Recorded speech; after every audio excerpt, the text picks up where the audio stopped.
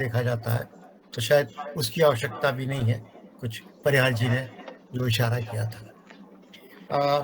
अब डॉक्टर अशोक ज्योति हमारे साथ हैं, बनारस में वे असिस्टेंट प्रोफेसर हैं, हम लोग के साथ जुड़े हुए हैं, हर कार्यक्रम में अपने साथ होते हैं, अपनी कार्यकारिणी के सदस्य हैं। तो मैं ज़्यादा समय नहीं लूँगा और उनसे अनुरोध करूँगा कि वे बात रखें। ये भी मुक्त कर दीजिएगा। हाँ जी जी जी, मैंने सबसे कहा है कि थोड़ा समय का वो रखें, बोलने वाले बहुत हैं जी। जी, बहुत धन्यवाद अवस्थी सर। आज जिनके संविधान में यह कार्यक्रम संचालित हुआ है, माननीय पद्मश्री डॉक्टर श्याम सिंह शशि जी, डॉक्टर सरोजनी प्रीतम जी, जीवन के प्रवाह में स्वयं को एक अणु समझने वाली वरिष्ठ लेखिका, दरकती दीवारों से झांकती जिंदगी की रचनाकार डॉक्टर अहिल्या मिश्र जी,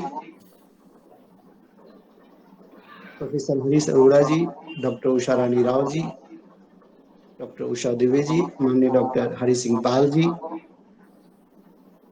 प्रोफेसर मुकेश अग्रवाल जी, किरण पोपकर जी,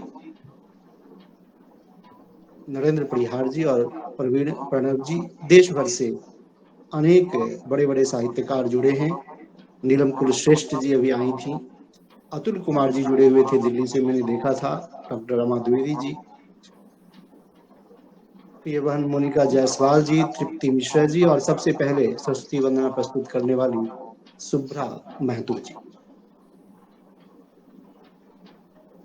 साथ ही श्री लक्ष्मण ठाकुर जी के सुपुत्र श्री सुनील के विवाह में आदरणीय श्री राजदेव मिश्र द्वारा नेपाल में तय की गई शादी की दुल्हन डॉक्टर आशा मिश्रा मुक्ता जी।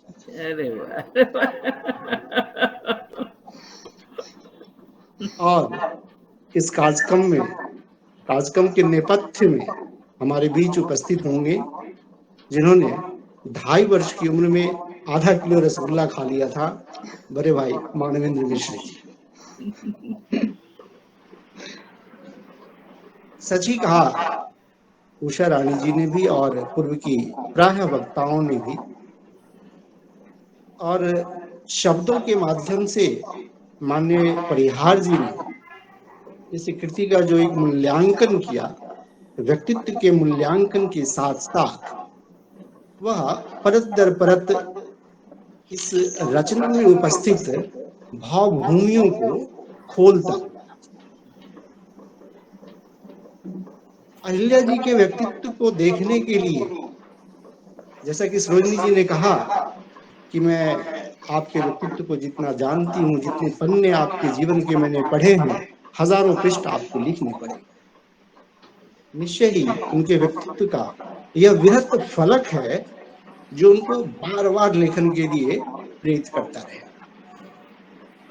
और अवस्थी सर अभी भी बार बार हम पीछे आने वाले अनुगामी वक्ताओं के लिए कह रहे हैं कि समय का ध्यान रखेंगे। लगभग 1500 मिनट लगे हैं पढ़ने में, उन्होंने 10 मिनट का समय दिया था, उसमें भी कटौती कर रहे हैं। 1500 मिनट जिस पुस्तक को पढ़ने में लगे, उसके बारे में 10 मिनट में कहना निश्चय ही किसी के लिए सरल नहीं है, होना भी नहीं चाहिए। विरोध से घबराते नहीं का मूल मंत्र हमेशा मेरा संबल बना की उद्घोषिका आदरणीय अहिल्या मिश्र के व्यक्तित्व को जानने के लिए, जीवन को जानने के लिए एक उचित समय तो चाहिए। जो आसमान छूना चाहते हैं वे पलटकर यह कभी नहीं देखते कि जमीन कितना पीछे छूट गई है। मुकेश अग्रवाल जी ने आपको अभी संकेत दिया है, आदरणीय मुकेश जी ने, कि अनेक सुक्तियां भरी पड़ी हैं इस औपन्यासिक कृति में, और उसी की एक वानगी भर है। मैं उनके व्यक्तित्व को इन्हीं 2 सुक्तियों में पिरो कर देखता हूं। जो विरोध से घबराते नहीं, जिन्हें बचपन में माँ कहती है कि तुम्हारे पैदा होते ही हमारे गांधी बाबा चले गए। अब शकुन के रूप में माँ का यह कथन भी वह बयां करती हैं। यह बयां करने का जो एक मादा है उनके अंदर, वही उनके व्यक्तित्व की निर्मिति का एक सूत्रधार बनता है। और पीछे कुछ भी छूट जाए, छूटता चला जाए, आगे बढ़ने की मन में एक होड़ है कि मुझे आगे बढ़ते जाना है। चरैवेति का मंत्र सूत्र है। और जहां जिस बनारस की भूमि पर अभी मैं बैठा हूं, यह मेरा सौभाग्य है, इसी बनारस की भूमि से उनके जीवन का सूत्र आगे बढ़ता है। यही वो तय करती हैं और यही उन्हें यह भी सीख मिलती है कि तुम पति पत्नी हो, प्रेमी प्रेमिका हो। मानवेंद्र जी गिर जाते हैं रिक्शे से और कोई राह चलता व्यक्ति यह सीख दे जाता है कि प्रेमी प्रेमिका ज्यादा लापरवाह होते हैं, पति पत्नी लापरवाह नहीं होते। कि तुम पति पत्नी हो, लापरवाही मत करो। और वह सीख भी उनके साथ चलती रहती है। जो प्रणब जी कह रहे थे कि हैदराबाद आने के बाद उनकी जीवन की गति बढ़ती है और पति सब कुछ संतुलित जीवन जीते हुए भी, पति के साथ रहते हुए भी उनके आगे बढ़ने की लालसा कभी खत्म नहीं होती है। और जीवन में, जीवन को अच्छी दिशा देने के लिए, जीवन में उपलब्धि को लाने के लिए आपको अपनी वह लालसा जीवित रखनी पड़ती है। उपलब्धियों से संतोष नहीं कर लेना होता है। और उपलब्धि की ओर जब हमारी दृष्टि होती है, तभी हम कुछ आगे कर पाते हैं। अहिल्या जी का व्यक्तित्व उसका उदाहरण है।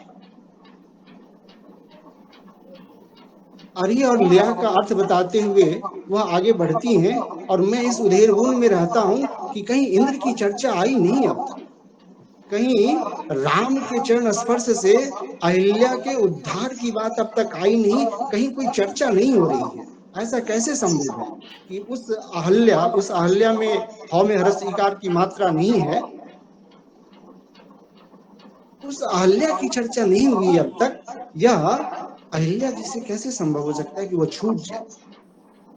लेकिन वह बहुत आगे जाकर मिलता है और वहां उस इंद्रत्व की द्रविता को भी वो चुनौती देती है।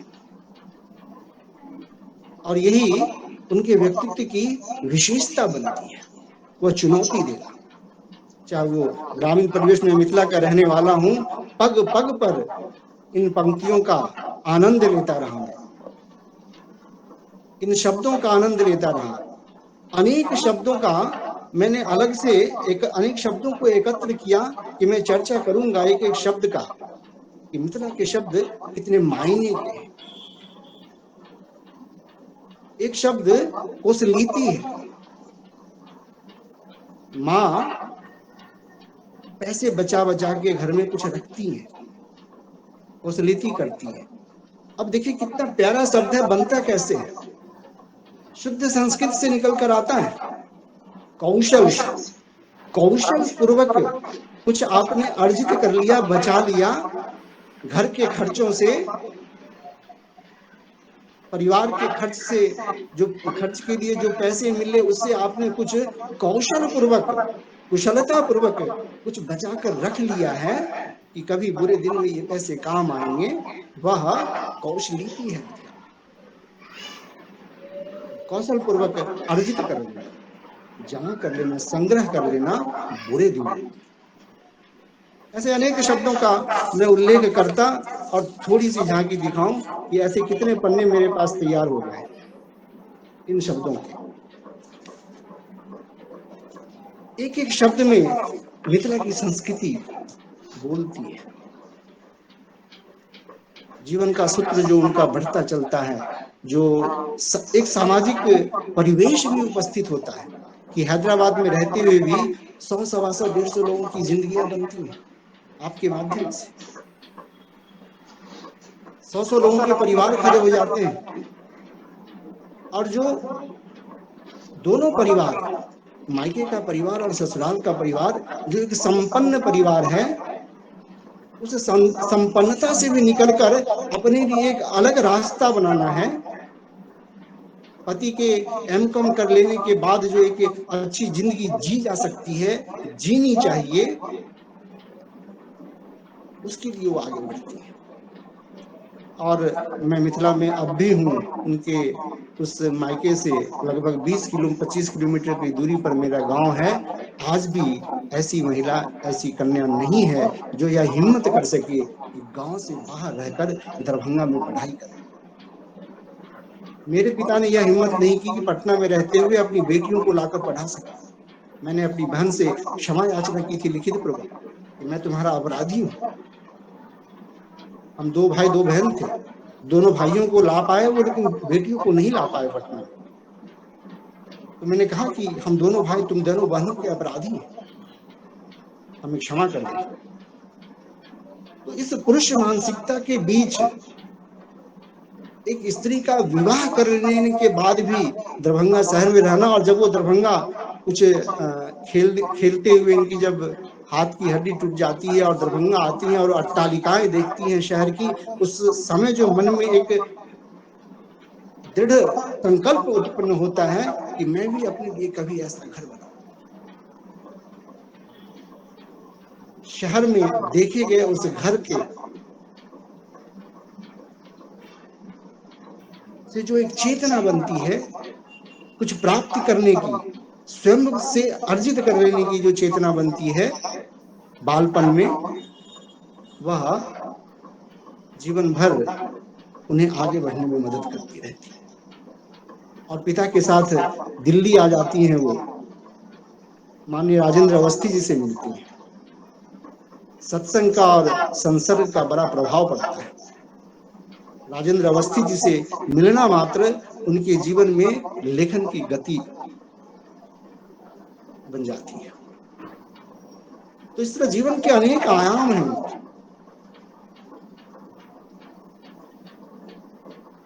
उनके। वहां रहते हुए एक तरफ ग्रामांचल, दूसरी तरफ नगरांचल। ग्राम की जिस संस्कृति प्रकृति से निकलकर वह नगर की ओर जाती हैं, गांव में वो औरतों की बात करती हैं, कलकत्ता में काम करने वाले लोगों की, जो मजदूर वर्ग है वहां पर। कई बार मुझे लगता था जातीय संबोधन से वह वहां संबोधित करती हैं जो ग्रामीण परिवेश है। हम महिला आंचल में भी देखते हैं, ये टोले टोले का नाम वहाँ जातियों पर लिखा है, दुसाध टोली, कहार टोली, महिला आंचल में भी है। आप भी उसका बयान करती हैं जो समाज में है। और कई बार मुझे लगता था यहाँ कुछ स्पष्टीकरण मिलना चाहिए था, कुछ मिलना चाहिए था, कुछ मिलना चाहिए, कुछ दूर जाकर मुझे वो मिलता था और अच्छा लगता था। तब एक पात्र है मनटुटिया। अगर आपने मनटुटिया को नहीं जिया, मनटुटिया को इस औपन्यासिक कृति में नहीं देखा, तो आपने अहिल्या मिश्र को भी नहीं देखा। मनटुटिया जो पति को छोड़कर चली आती है, और जब पति उसे कहता है कि तुम मेरी साड़ी दे के जाओ, तो बड़ी अच्छी पंक्ति है उसकी, उतार मेरी धोती और ले ले अपनी साड़ी। यानी मेरे पिता से जो तुम्हें धोती मिली होगी वह धोती मुझे दे दो, और तुमसे जो मुझे साड़ी मिली होगी वह साड़ी ले लो, तुम अपने रास्ते में अपने रास्ते। और वो चली आई अपने घर। कष्ट नहीं सहेंगे, क्यों सहेंगे? हम प्रताड़ना क्यों सहेंगे? नहीं सहेंगे। मेरी अपनी जिंदगी है, अपनी जिंदगी मुझे अपने हिसाब से जीना है, सम्मान पूर्वक जीना है। और उस सम्मान पूर्वक जिंदगी जीने की का जो भाव मनटुटिया का है, वही भाव अहिल्या मिश्र का भी।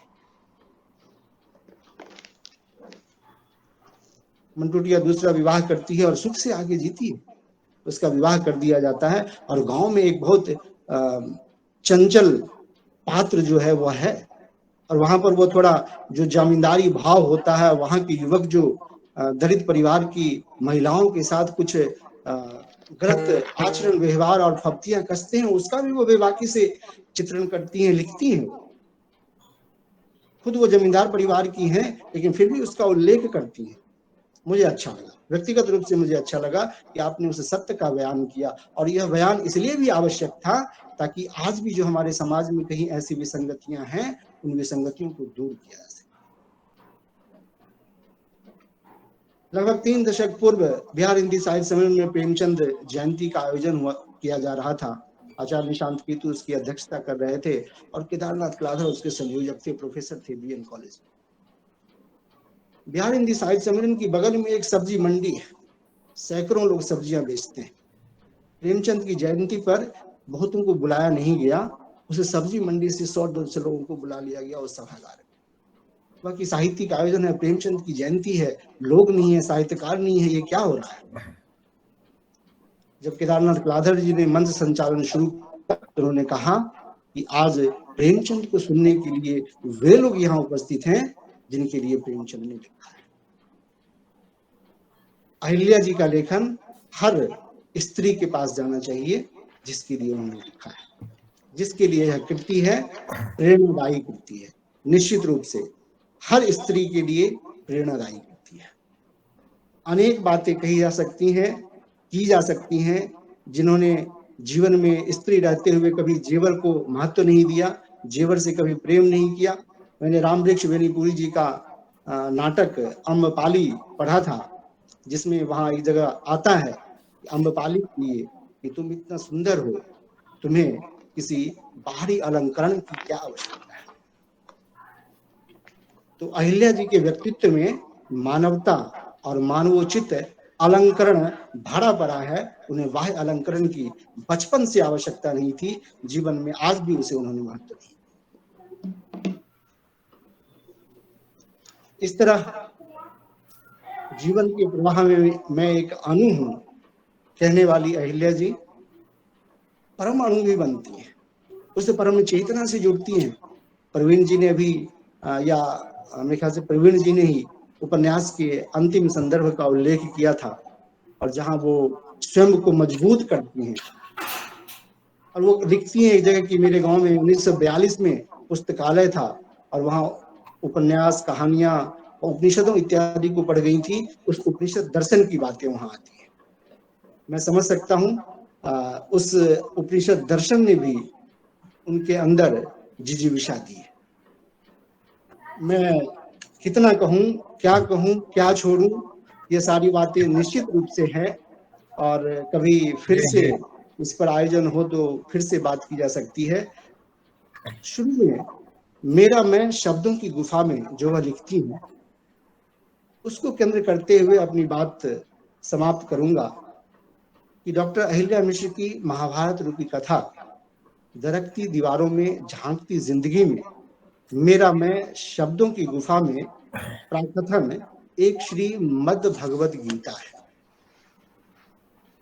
जिसमें सामाजिक वंचनाओं के अधर्म पर सात्विक संघर्ष साफल्य की धर्म जय है।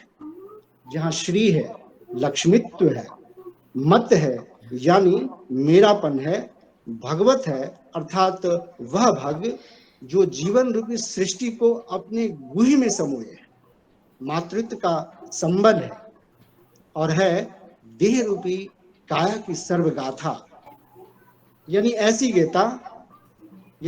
गीता जो ज्ञान योग, कर्म योग और भक्ति योग के साथ योग कर्मसु कौशलम का जीवन मंत्र ग्रहण करती है। अहिल्या के लिए यही तमसो मां ज्योतिर्गमय है, तमसो मां ज्योतिर्गमय है। बहुत बहुत धन्यवाद। बहुत बहुत धन्यवाद। आपके उद्बोधन में तो सब लोग बह गए थे इतना बहाव था उसमें। अब मैं डॉक्टर अवश्य जी, एक मिनट। जी, हमारे बीच बेंगलोर से कोयल विश्वास, इंदु झुनझुनवाला और हैदराबाद से वरिष्ठतम कवित्री विनीता शर्मा जी, दीपक दीक्षित जी, बहुत सारे लोग जुड़ गए हैं। बहुत सारे स्वागत है हैदराबाद के पूरे चैप्टर के लोग आज जी, एक जगह इकट्ठे करने का ये सौभाग्य आपके इस कार्यक्रम में दिया। नहीं, बहुत अच्छा लग रहा है कि नए नए लोग जुड़ रहे हैं।